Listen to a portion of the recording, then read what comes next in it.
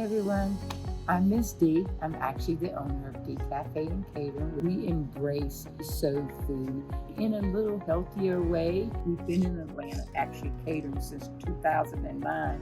When you think about small business owners and some of the challenges they have with hiring right fit people for a job in the industry, especially the hospitality industry.